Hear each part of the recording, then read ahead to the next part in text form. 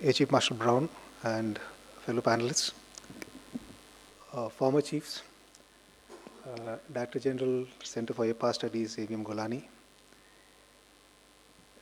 many esteemed veterans, eminent scholars, ladies and gentlemen. It is indeed a privilege to be speaking to this gathering today. I felt that the first session probably should have been the summarizing session because almost all the key points have been touched upon. However, my talk would largely stick to what is actually happening as of now and focus on the specifics of what the Air Force is doing towards Atmanirbharta capability plan, building action plan. When we trace the journey of the Indian aerospace industry, the continuous and intimate involvement of Indian Air Force stands out as a common and continuous thread. From the HT2, Marut, HPTs, Kirans, and now to the LCA and the ALH. Not to miss out the license-produced aircraft like the MiG-21 variants, Su-30, Jaguars as well. One interesting part which was not spoken so far has been our very deep involvement and investment in the upgrade programs. All our fighter aircraft, except of course the Rafale, which is new, have gone through a midlife upgrade. In fact, the Jaguar from the NAVAS, the Daring 1 was made by HL, to Daring 2, and now we have the Daring 3 aircraft. This has of course been, and all these upgrade programs have been actually the brainchild of the Indian Air Force, conceived and nurtured and supported at all stages till operationalization. These have not only enhanced and made the platforms contemporary through their potential, but have also had a lot of spin-offs in addition to saving to the exchequer towards the local industry in terms of acquiring capabilities. And these can be used, or rather are being used as a springboard as we aspire for greater platforms or greater indigenization. The current landscape has been touched upon. The story of the LCA is known to you. Currently, we have an order of 83 LCA Mark 1As, 70 HT40s, and 12 additional Su-30 aircraft. So the order basket for HAL, Bangalore, and Nashik divisions are full, and there would be more as well. The LCA Mark II, AMCA are in D&D phase, and along with the existing orders in the coming years, it will be very essential for us to see a manifold increase in the production capacities of aircraft. The cruciality of timely completion is being underscored by previous speakers, including the Chief of the Air Staff. I will not dwell upon it, and their relevance to Indian Air Force's operational capability is very well understood by people in this audience. We have to be fair, we have achieved a fair amount of self-reliance or competence when it comes to systems like avionics, electronic warfare, mission computers, etc.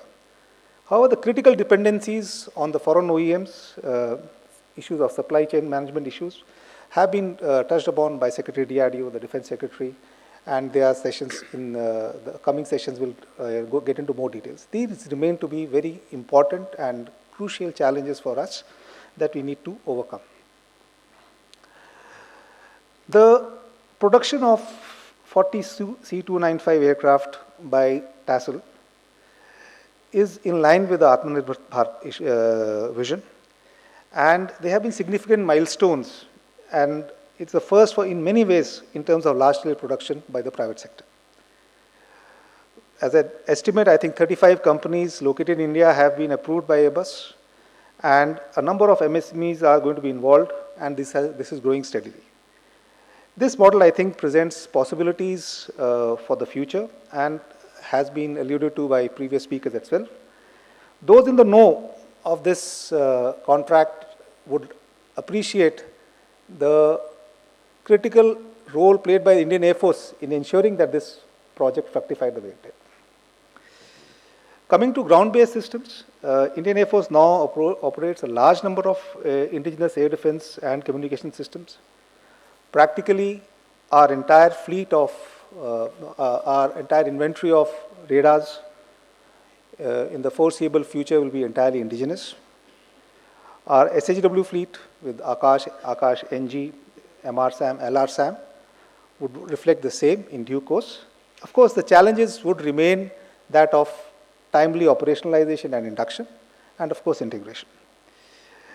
This has been enabled through a multi-pronged effort, not just by our own R&D, but through induction of foreign equipment in collaboration with FOEMs, and there is some potential and some movement towards involvement of the private sector here as well.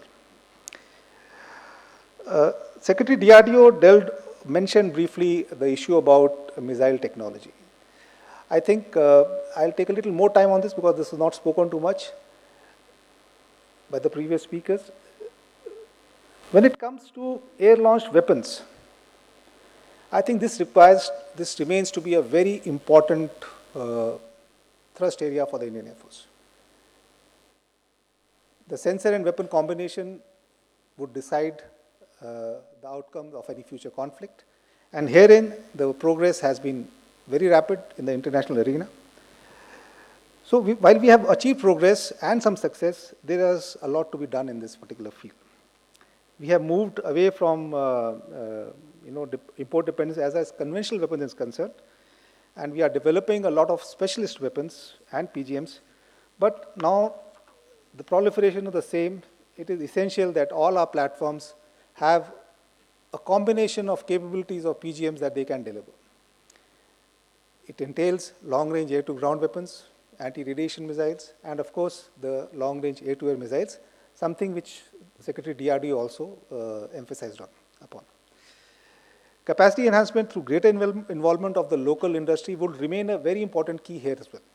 We have seen the production capacities by, depending only on one particular DPSU is probably not the best solution and would not meet the operational requirement of Indian Air Force as well.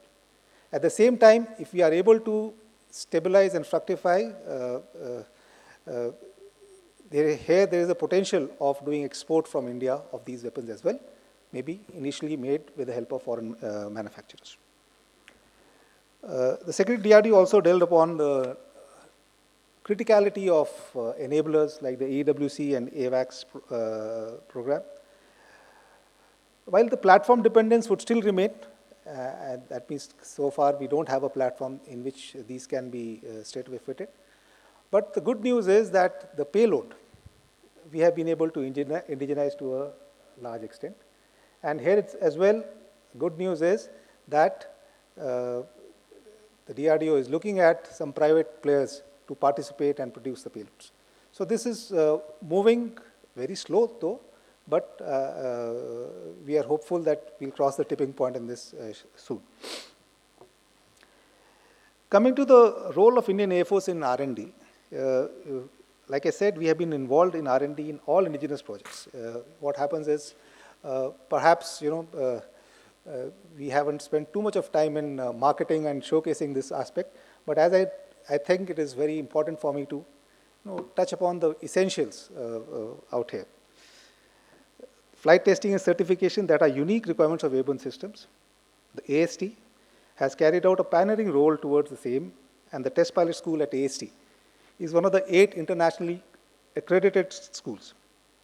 Indian Air Force has been a very key stakeholder and has been actively involved in design and development of all indigenous products and systems, not just platforms. Some test crew have made the supreme sacrifice while performing this high-risk task. All test crew, whether they are in HAL, which are they are in NFTC, or whether they're in any other private enterprise, are alumni of the AST. Why I underscore this requirement is we must link it with what was covered by the Secretary DRDO when it comes to the unique and super specialist requirement of testing, certification, etc. I think the time is ripe to expand this center of excellence of AST in terms of capacities and responsibilities and make it a one-stop agency for related activities of testing and certification. The SDI is another such center of excellence towards carrying out of integration and indigenization, indigenous capabilities. It has supported many upgrade programs and integration projects from the MiG-21 Bison, the MiG-27, the Jaguar, Su-30 Hawk, LCA, AVAX, V-17, LCH, and is also actively involved in the LCA project. The Indian Air Force base repair depots, as the CS touched upon, have been working towards reducing our import dependence and sustenance activities. 70,000 lines of spares have been indigenized. Some of the PMTs out here are also involved in R&D, which will make sustenance and obsolescence management easier for us. The Directorate of Aerospace Design has been set up at Air Headquarters. It is now opening 2 sub-centers or RAIDs, Regional Aerospace Innovation Divisions, at Bengaluru and Gandhinagar to interact, guide, mentor, and handhold industry partners. It is also interacting with R&D agencies, DPSUs, and academia for promoting advanced and niche technologies to be absorbed by the IF. Indian Air Force has been a major contributor to the positive indigenization list, and these efforts have benefited the industry in a holistic manner, with many of these technologies being of dual-use natures, as in the case of space, cyber technology, communication, and meteorology. These are being followed up under various programs or projects like the MAKE, IDEX, and the TDF. I'll just highlight a few of these. In MAKE, a total of 48 cases are under progress. Out of these, 11 projects have already been accorded AON, and PSOs have been issued for 9 projects with participation of 28 private industries, creating business opportunities of more than 3,800 crores for the private industry. 3 MAKE projects have reached trial, and we are hopeful of signing 4 contracts this year. In IDEX, a total of 78 projects are under various stages. Financial assistance of up to 25 crores is being provided under IDEX Aditi to the industry for D&D. The capabilities for counter-UAS, tethered drone, Mirage 2000 part task trainer have already been successfully developed under IDEX framework, and Indian Air Force has already procured the CUAS systems. TDF, a total of 7 projects are underway under the TDF scheme. In fact, recently the 7 of the Indian Air Force projects were approved for TDF out of a total 10 or 12 that were released by DRDO about a month back. Niche technology development under MAKE, IDEX, and TDF, the autonomous loitering munitions, swarm drone technologies, surveillance and intelligence systems, advanced EW systems, indigenous aircraft sensors like the IRST and EOPods, long-range cruise missiles, near-space platforms, which Secretary DRDO also touched upon, advanced materials, spaceborne capabilities in the VLEO and LEO, and AR/VR systems are being furthered through various projects. It may be noted that out of the 75 dev space challenges that have been approved, while a majority are sponsored by the DSA, 29 are Indian Air Force projects. So it's a large share over and above. These relate to the domains of ISR, communication, cyber, space. And I must tell you that these are deconflicted from the existing capabilities or programs which are being pursued by the ISRO.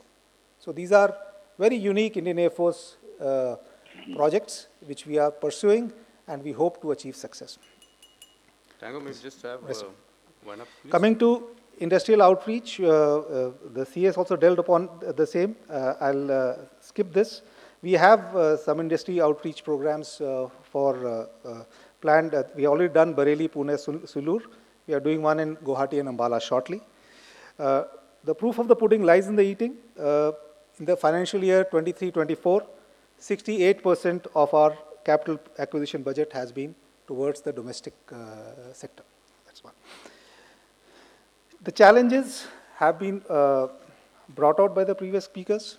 We have made good ground when it comes to various systems. Networking and communication is another system. We have our own network. We are onto the batch 3 of ISECS. We are, so these will form the framework for future multi-domain operations, and Indian Air Force will take the lead in this as I see it. De novo R&D is not the solution. Acquiring the same through transfer of technology or joint development or co-development, as was alluded by the Secretary DRDO, is the way ahead. Time is of an essence, and hence expanding OEM base, joint ventures, collaborations is the way ahead.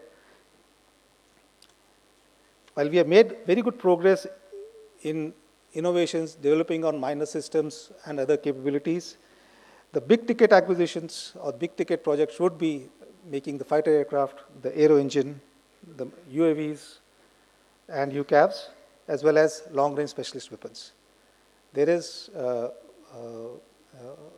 while I'll end on a positive note, I think this is what we are going to, the challenge we'll be facing and addressing. Some of it has been spoken by the speakers, and some of these issues are going to be addressed in the next sessions. Thank you.